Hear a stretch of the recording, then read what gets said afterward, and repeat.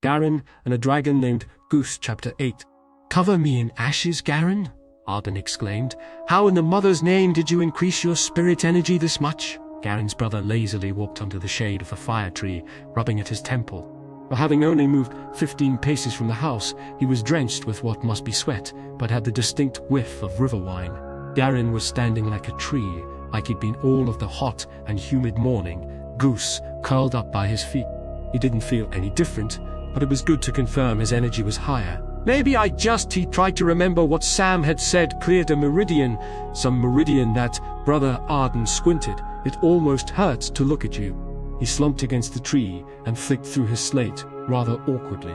His fingers were red raw and the nails chipped. Seeing Garen looking at them, his eyes narrowed. "I don't remember much from last night." He paused for a moment, obviously unsure of what to say. "Do you have any idea how I ended up on the stones?" "You suddenly disappeared, and I couldn't find you," Garen blurted out with a shake of his head. Not exactly a lie, but not the whole truth. One thing was for sure, it had taken Arden hours to return home. Right, Arden massaged his temples more. No use mulling over it. He tossed his slate to the side. It seemed Garen was not the only thing it was painful to look at. "Anyway, I don't know how long you've been at this, but you're wasting your time." Garen broke his stance, turning to face his brother. "What do you mean?" Pleason said to keep the forms. Arden put up a finger. "To generate energy, yes, but you don't need to. It's literally oozing off of you." The raised finger turned into two. "So two things. One, pull the surplus energy at your center, or you lose it. And two," he yawned, spreading out his legs, "work on your connection with that little critter." Garen frowned at the snoring dragon at his feet. For all appearances, the spirit animal was just tired, or perhaps in the same state as Arden, but it was still worrying. To make matters worse, he was sure the military would be coming at any second to interrogate him, Tom and Sam in tow. Garen's tunic, still a slight shade of pink, hung from the washing line beside the house as if a damning piece of evidence. "Brother, relax," said Arden. He tapped the ground next to him. "Take a seat and put him on the ground in front of you." Garen happily obliged and sat down against the thick fire, tree trunk, placing Goose on the soft turf before them. Even in the heat, the warmth from the fire, tree felt pleasant, like a soothing touch. Comfortable, Garen turned to look at his brother. Arden had closed his eyes, his head full of messy and greasy brown hair resting against the trunk. As if sensing Garen was waiting, he opened one eye and sighed. "Do I really have to explain everything? Garen knew how to play this game. Please, I'm not as good as you at this stuff." Garen nodded at that, sitting straight and patting down his creased grey tunic. Giving the fresh stubble of his chin a scratch, he turned to Garen. "I suppose it can't be helped. Close your eyes and I'll guide you along." Garen smiled and closed his eyes. "Now, I've heard this technique is rather good for those that have trouble connecting with their spirit animals. Not that I ever did, of course." Garen tuned out as his brother boasted about how effortless it had for him and Ori, how easy the test was, and how everyone was so impressed. "But enough about that," Arden finally finished. "To first connect with your spirit animal," his voice took on a teacher-like tone, "you must still the mind. So imagine a river, one that you know well, and see yourself in your mind's eye wading in." Garen thought of the river that ran under Ashbridge and down to Kern Bay. At certain parts, it had large boulders under the shade that you could perch on and watch as the water went by, sometimes thundering after the rain, sometimes smooth and peaceful. The river wasn't so wide in those parts, and even shallow enough in places that you could see the bottom and the bright yellow and red fish that swam there. He imagined himself wading in, feeling the sudden cold, seeing the spotted pockets of light hitting it from the canopy above. "Now, imagine the river holding all your thoughts," Arden continued, "all your fears, all your dreams. Fill it up and see it flow and surge. If a thought takes you, let it. Grasp each one and feel its pull, feel its weight." The water swelled, white froth splashing up at him, the gravel of the riverbed shifting at his feet. The first thought to take Garen was of the hot spring the day before, the fear of what would happen to him and his friends, images of the military coming and demanding answers, of them taking Goose away. The water was fast and cold. "Don't fight it, Garen," Arden said, keeping his voice calm. "Feel it as much as you can, let it take you along and under, and then choose another." This time, it was the council he saw, around the long table in the school, all those eyes on him, whispering with plans he couldn't hear. Some laughed at him with evil grins that merged into one face. Vortigo! The thought was so vivid it made him flinch. A crash of water that rocked him against hidden boulders. Other worries came after, each one a blow to take him downstream. Worries of the test, worries for his friends and their newfound problem. Of what Dak had said about news spreading. Now, see yourself at the bank of the river, seeing all these thoughts flow by, knowing each one. Watch as they crash and merge, as if vying to be the first to wherever the steam leads. Just watch them, Garen, and let them be. It was hard at first to just sit and watch as his thoughts flew by in the currents. Sometimes one would surge and threaten to take him, but each time he drew his attention back to the whole river and the surge died down. Good. Now, to anchor your energy, think about the area below your navel. With each breath, imagine the air forming there, condensing together. Feel your heartbeat lower into the space, the weight of it anchoring you down. Garen felt his heartbeat and breath forming together in his belly, as if taking tension from all the rest of him and holding it there. A strange heat seemed to recoil from his arms and legs, twirling like strands towards his center. Now the mind is still and the energy is pooled at your center. More or less. Look across the river and see Goose on the other side waiting for you. Imagine every part of him in distinct detail. The scales, his claws, the minute pattern of his eyes. Garen watched as the image of Goose formed at the opposite side. He was all distorted at first, a black cloud with moving features, some of him in his usual state, some from his more monstrous version. The water splashed up at the river's edge. Stay calm, brother. Keep the river still. Breathe.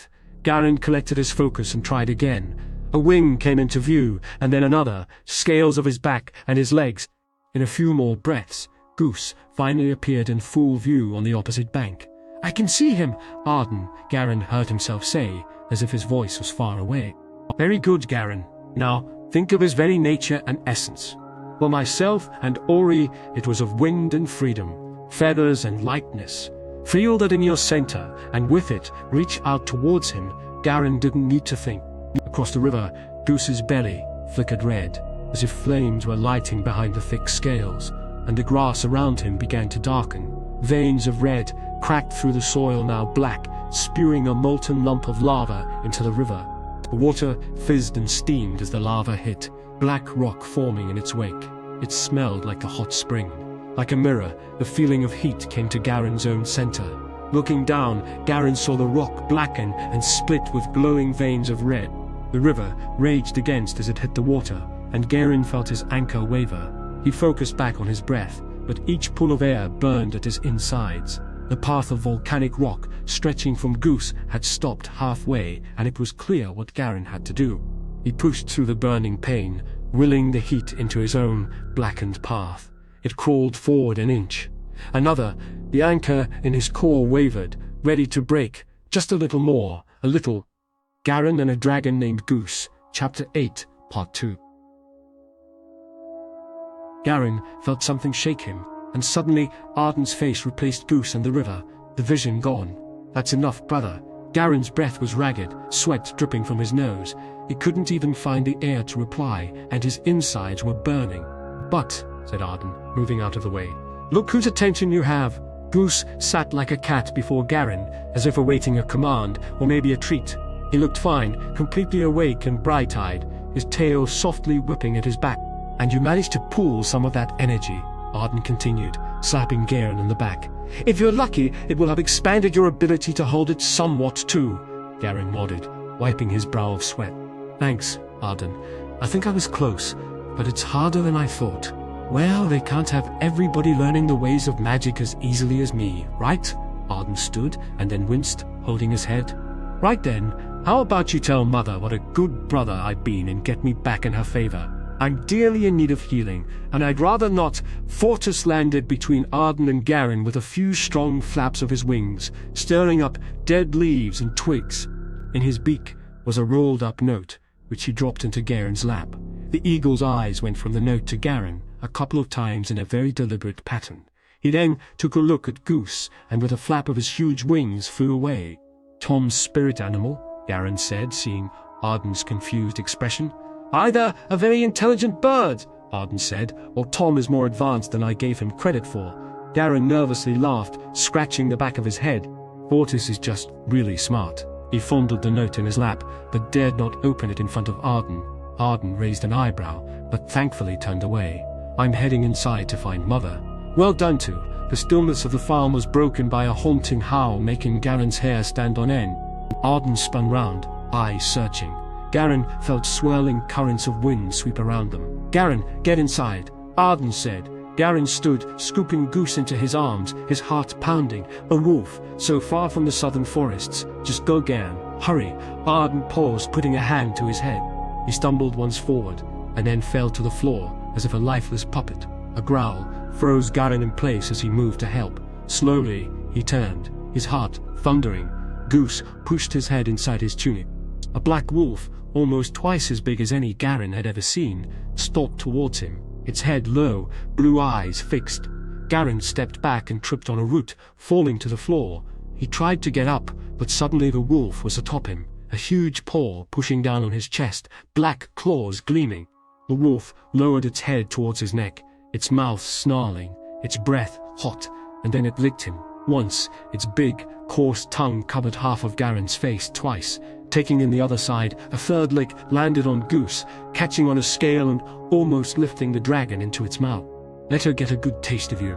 A voice came, deep and commanding, the accent smooth and slow. Garen tried to move to see who it was, but the wolf kept him pinned. "Ebba, off," the voice said. The huge wolf backed away, and Garen gasped for breath. Revealed behind the wolf stood a young man, a mirror image of the canine. His skin was dark as the head mage of Ruos, but his eyes were a blue just as fierce as his wolf's. His hair, braided and pushed back into rough spikes and tufts, had the appearance of a jagged crown or a wolf's mane. Garen looked across to Arden, who still wasn't moving. "Your brother will be fine," the man said, crossing his arms. The silver mesh garment he wore seemed neither metal or fabric as it folded with the movement. Both the silver pauldrons he wore and the large belt buckle at his waist bore the same sigil, a wolf in a shield with sapphires for eye. The man pointed at Arden.